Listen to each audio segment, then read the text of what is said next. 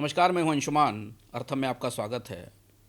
क्या आप भी इन सवालों से उलझे हैं कि पश्चिम एशिया की जंग कितनी लंबी चलेगी? ईरान इस युद्ध में कितना टिकेगा? ये युद्ध अमेरिका को कितना महंगा पड़ेगा? इजराइल जंग रोकने को तैयार कैसे होगा? और खाड़ी देश कब तक संयम रखेंगे, कितना नुकसान सहेंगे? क्या ईरान और इजराइल की जंग एक ऐसे युद्ध में बदल चुकी है जिसे कोई हार भी नहीं सकता और जारी रखना भी मुश्किल है? अर्थम में आपका स्वागत है।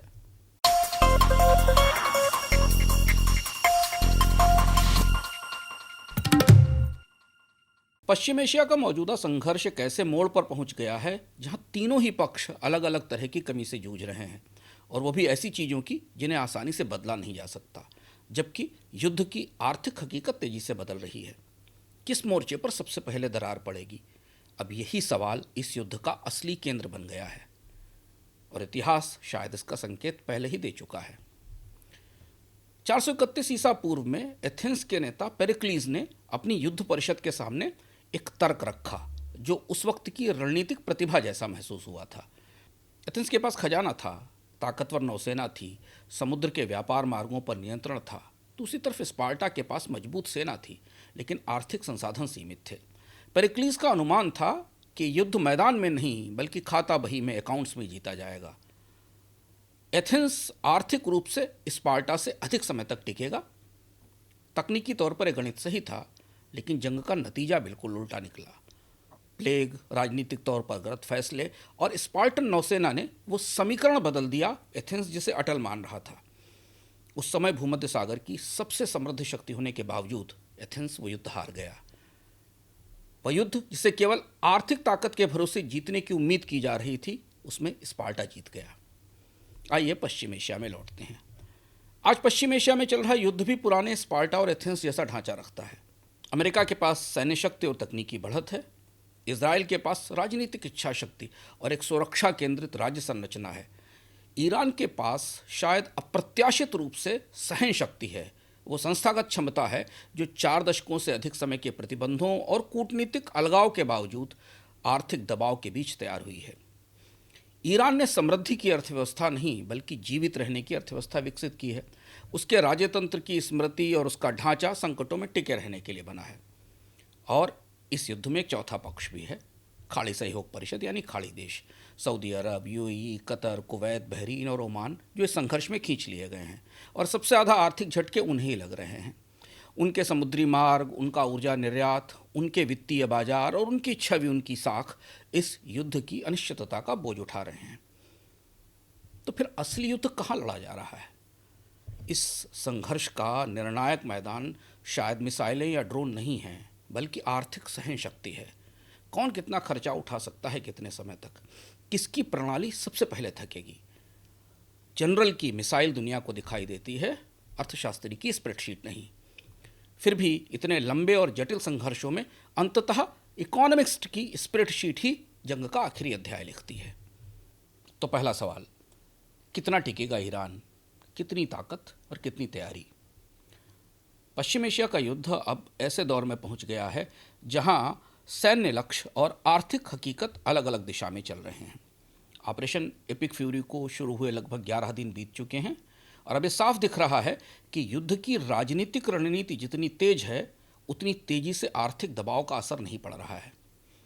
पश्चिमी देशों की एक बड़ी गलती यह रही है कि वे ईरान के सरकारी बजट को ही उसकी पूरी आर्थिक ताकत मान लेते हैं, जबकि सच ये है कि ईरान में एक समानांतर अर्थव्यवस्था चलती है जिसे IRGC यानी इस्लामिक रिवोल्यूशनरी गार्ड कॉर्प्स नियंत्रित करता है। इस टेबल में देखिए पहले ईरान की अर्थव्यवस्था की तस्वीर, सरकारी अर्थव्यवस्था की और समानांतर अर्थव्यवस्था की। ईरान का IRGC सिर्फ सेना नहीं है, ये ईरान का सबसे बड़ा आर्थिक नेटवर्क भी है।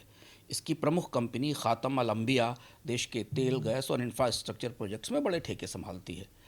जब अंतर्राष्ट्रीय कंपनियां प्रतिबंधों के कारण ईरान से बाहर निकल गई तो ये सारी परियोजनाएं IRGC ने अपने हाथ में ले लीं। इनके अलावा वो इराक में, तुर्की में और अन्य देशों के माध्यम से शैडो बैंकिंग नेटवर्क भी चलाता है, जिससे ईरान की अंतर्राष्ट्रीय वित्तीय प्रणाली तक पहुंच बनी रही है। हाल के वर्षों में क्रिप्टो करेंसी भी IRGC के लिए एक नया वित्तीय रास्ता बन गई है। आर्थिक संकट के बावजूद अगर ईरान ने युद्ध जारी रखा है तो इसकी बड़ी वजह IRGC की समानांतर अर्थव्यवस्था है। हालांकि ईरान की अर्थव्यवस्था की स्थिति बेहद ख़राब है। ईरानी रियाल बुरी तरह टूट चुका है, खाने पीने की चीज़ों की महंगाई 70% से ऊपर है, ईरान की एक बड़ी आबादी गरीबी में है। इसके बावजूद ईरान की सैन्य क्षमता कमज़ोर नहीं हुई। कारण ये कि सैन्य फिनांस यानी मिलिट्री फिनांस और जो नागरिक अर्थव्यवस्था है वो अलग अलग स्रोतों से फिनांस होती है। अब जैसे तेल को ही लें, ईरान के सरकारी बजट में माना गया है कि वो लगभग 15 लाख बैरल तेल प्रतिदिन निर्यात करेगा। कीमत $70 प्रति बैरल के आसपास रहेगी। लेकिन वास्तविक स्थिति इससे अलग है। ईरान का तेल निर्यात किस स्थिति में है, इसके अंदर की बात इस टेबल में देखिए। चीन को रियायती दर पर तेल बेचकर ईरान ने अपने ऑयल एक्सपोर्ट्स को बनाए रखा है। युद्ध के कारण तेल की कीमतें बढ़ी हैं, जिससे ईरान को मिलने वाला राजस्व भी बढ़ गया है। चीन ईरान का सबसे बड़ा सहारा है। 2021 में ईरान और चीन के बीच 25 साल का एक एग्रीमेंट हुआ था। इसके तहत चीन ने ऊर्जा, बुनियादी ढांचे और उद्योग में लगभग $400 बिलियन के निवेश की योजना बनाई। इसके बदले चीन को ईरान का सस्ता तेल मिलता है। आज स्थिति यह है कि ईरान के अधिकांश तेल का खरीदार चीन ही है, और यही कारण है कि पश्चिमी प्रतिबंधों का प्रभाव एक सीमा के बाद ईरान की अर्थव्यवस्था पर नहीं दिखता। आप सोच रहे होंगे कि इसके बावजूद आर्थिक दबाव, इतनी लंबी जंग क्या ईरान को झुका सकती है? पश्चिम की रणनीति अक्सर मानती है कि ज़्यादा आर्थिक दबाव अंततः किसी देश को समझौते करने पर मजबूर कर देता है, लेकिन ईरान में समीकरण थोड़ा अलग है। बीते 40 वर्षों में ईरान की सरकार ने लगातार संदेश दिया है कि उसके पास आर्थिक दबाव सहने की बड़ी क्षमता है, और इसलिए आर्थिक मुश्किलें राजनीतिक झुकाव में नहीं बदलती। 2019 के ईंधन विरोध और 2022 के जो महसा अमीनी आंदोलन थे, इनसे असंतोष तो बढ़ा, लेकिन ईरान की परमाणु, सैन्य, विदेश नीति में कोई बड़ा बदलाव नहीं हुआ। तो ईरान की सहन शक्ति का गणित क्या है? अगर ईरान की तेल की आय यानी ऑयल की इनकम को, IRGC की मजबूत पैरेलल इकोनॉमी को, चीन और ईरान के ऊर्जा संबंध को और ईरान की राजनीतिक व्यवस्था को एक साथ रखकर देखें तो एक बात स्पष्ट होती है। ईरान की आर्थिक सहन शक्ति महीनों में नहीं बल्कि वर्षों में मापी जानी चाहिए। ईरान की अर्थव्यवस्था तभी गंभीर रूप से टूटेगी जब 4 चीज़ें एक साथ हों।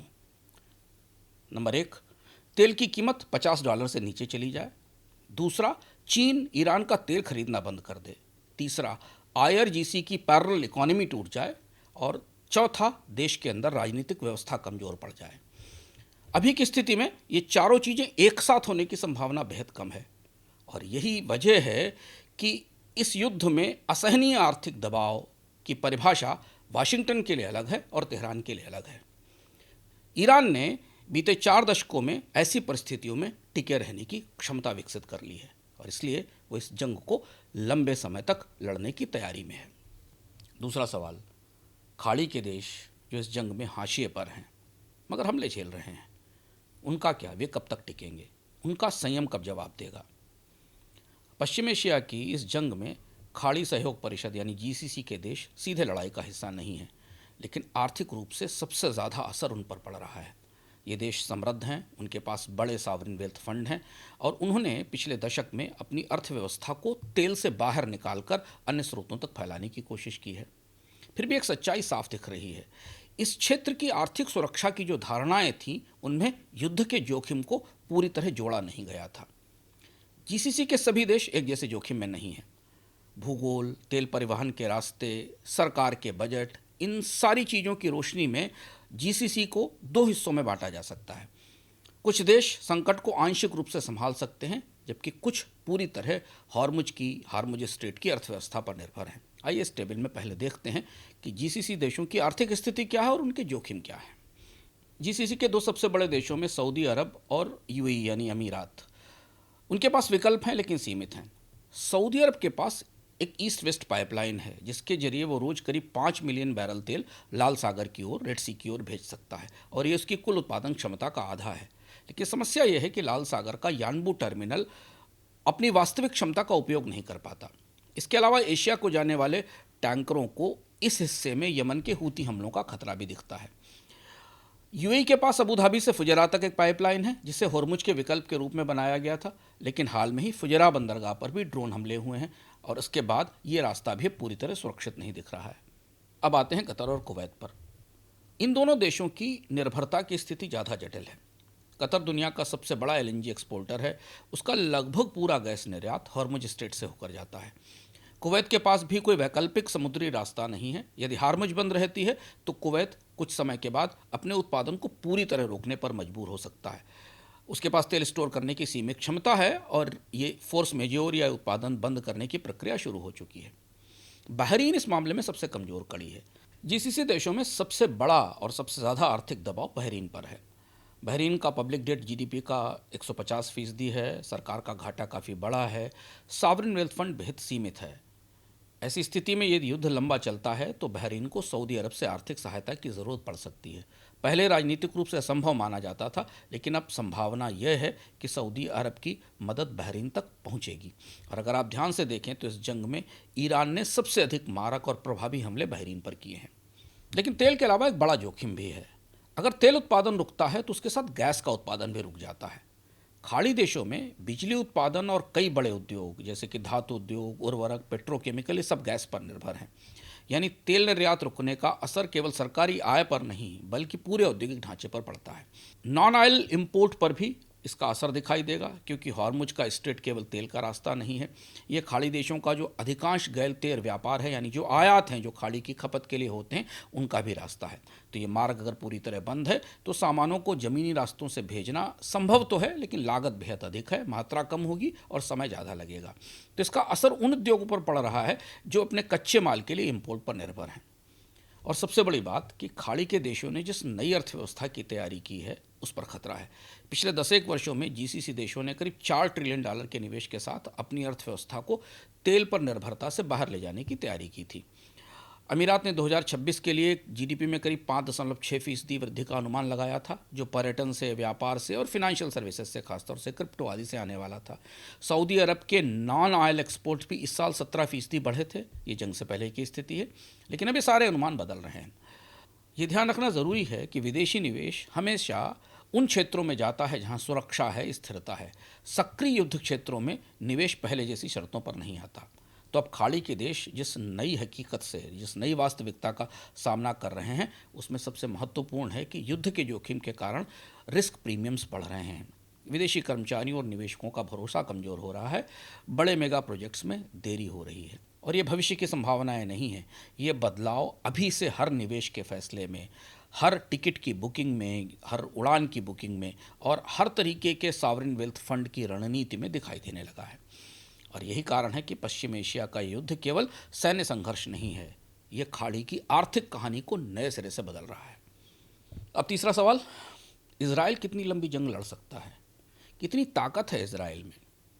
दरअसल इजराइल एक ऐसे युद्ध में फंस गया है जिसे नेतन्याहू आसानी से रोक नहीं सकते। पश्चिम एशिया के इस युद्ध में इजराइल की सैन्य रणनीति पर बहुत चर्चा हुई है, लेकिन एक पहलू जिस पर कम ध्यान दिया गया है वो है इजराइल की घरेलू राजनीति। यही वो कारक है जो इस युद्ध की अवधि और ये कितना लंबा चलेगा इसे तय करने में सबसे बड़ी भूमिका निभाएगा। प्रधानमंत्री बेंजामिन नेतन्याहू ऐसी राजनीतिक स्थिति में है जहां युद्ध को जल्दी खत्म करना उनके लिए आसान राजनीतिक विकल्प नहीं है। उन पर भ्रष्टाचार के मुकदमे चल रहे हैं जो युद्ध के कारण फिलहाल रोक दिए गए हैं। इसका मतलब यह है कि जब तक युद्ध जारी है तब तक अदालत की प्रक्रिया भी रुकी रहेगी। इसके अलावा उनकी सरकार एक ऐसे गठबंधन पर टिकी है जिसमें कट्टर दक्षिणपंथी दल शामिल हैं। इन दलों का राजनीतिक आधार कठोर सुरक्षा नीति, आक्रामक सैन्य व्यवस्था पर टिका हुआ है।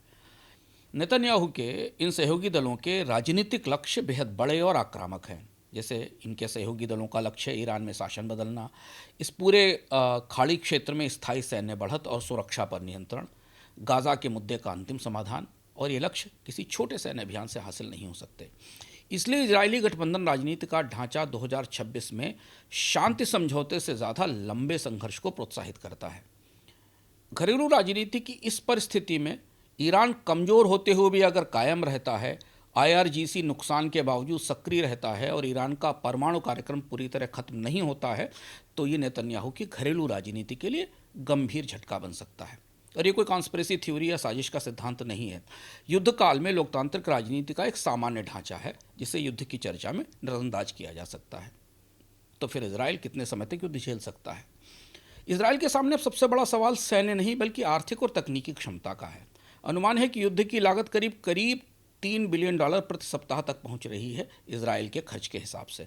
और ये ऐसे समय पर हो रहा है जब इजराइल पहले से कई मोर्चों पर दबाव में है। गाज़ा है, लेबनान सीमा पर संघर्ष है, सीरिया के साथ संघर्ष है। जून 2025 को 12 दिन का संघर्ष जब हुआ था, इसके बाद देश की वित्तीय स्थिति पर पहले ही दबाव दिखाई दे रहा था। अब हैफा में, तेल अवीव में और इसराइल के प्रमुख आर्थिक ठिकानों पर ईरान के लगातार मिसाइल हमले हो रहे हैं। आपातकालीन सेवाओं पर भारी दबाव है। दसियों हजार रिजर्व सैनिक अभी भी तैनात हैं। अब यहाँ समझिए मिसाइल इंटरसेप्टर का गणित, जो इस युद्ध की सबसे बड़ी लागत है। इस युद्ध की सबसे बड़ी तकनीकी सीमा मिसाइल इंटरसेप्टर हैं।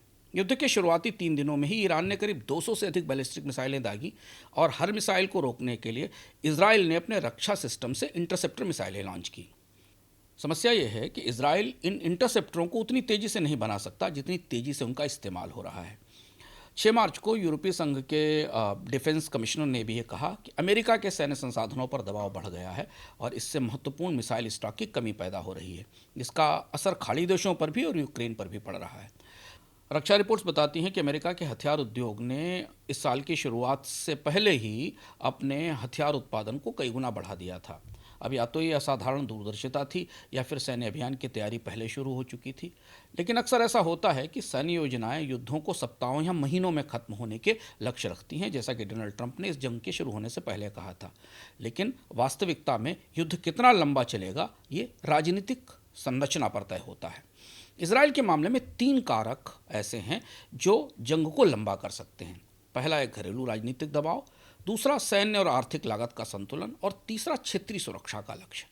इसलिए पश्चिम एशिया का यह संघर्ष केवल सैन्य टकराव नहीं है, ये एक ऐसा युद्ध बन गया है जहां राजनीति, अर्थव्यवस्था और सुरक्षा रणनीति तीनों मिलकर उसकी एक अवधि तय कर रहे हैं। अब अगला सवाल, अमेरिका ये युद्ध कितने समय तक चला सकता है? अमेरिका में दरअसल आर्थिक और राजनीतिक घड़ियां दोनों तेजी से चल रही हैं। पश्चिम एशिया के इस युद्ध में अमेरिका की सबसे बड़ी चुनौती मिलिट्री या सैन्य नहीं है, बल्कि राजनीतिक और आर्थिक दबाव हैं, और दोनों ही अपेक्षा से तेजी से बढ़ रहे हैं। जो आंकड़े हमें मिल रहे हैं उसके हिसाब से युद्ध अमेरिका को लगभग $851 मिलियन प्रतिदिन का पड़ रहा है। इतना खर्च प्रतिदिन अमेरिका को करना पड़ रहा है। युद्ध के पहले 100 घंटों में ही अमेरिका ने 2000 तरीके के विभिन्न प्रकार के हथियारों और गोला बारूद का इस्तेमाल किया, जिनकी लागत करीब $3.7 बिलियन थी। केवल इस्तेमाल किए हुए हथियारों को दोबारा भरने की लागत $758 मिलियन प्रतिदिन के आधार पर आंकी जा रही है। मार्च की शुरुआत तक ऑपरेशन एपिक फ्यूरी की कुल लागत $5 बिलियन से अधिक निकल चुकी थी।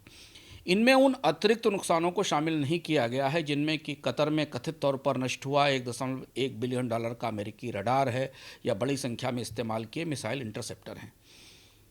इसी कारण पेंटागन अब अमेरिकी सरकार से $50 बिलियन के इमरजेंसी बजट की मांग पर काम कर रहा है, ताकि युद्ध में खर्च हुए हथियार और उपकरण दोबारा बनाए जा सके, खरीदे जा सके।